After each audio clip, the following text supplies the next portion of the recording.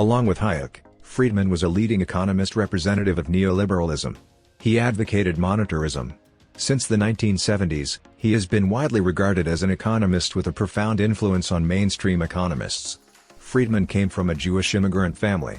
Although his family was quite poor, he graduated from Rutgers University and received a master's degree from the University of Chicago and a doctorate degree from Columbia University. Friedman argued in his 1962 book that the government should reduce intervention and expand individual and market freedoms. Ask not what your country can do for you, but what you can do for your country. He raised an objection to this famous speech by President Kennedy. Behind this is the view that the state is the owner and the citizen is the servant.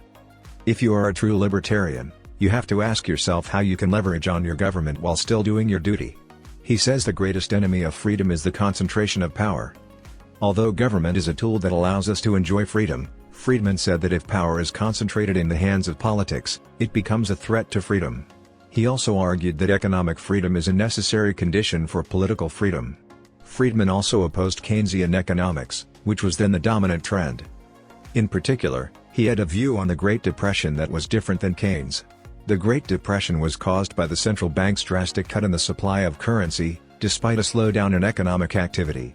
In other words, the Great Depression of the 1930s was not due to the inherent flaws in the market economy, but due to the wrong government policy.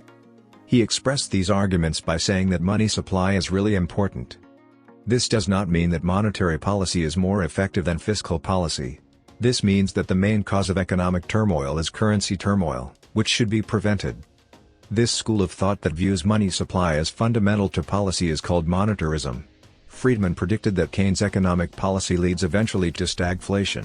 And it has been happening since the 1970s. His arguments have been regarded as the economic theory that greatly inspired Reaganomics and Thatcherism. What Friedman said in a 1969 lecture in London became well known. He said that expanding government expenditure does not help solve unemployment problems.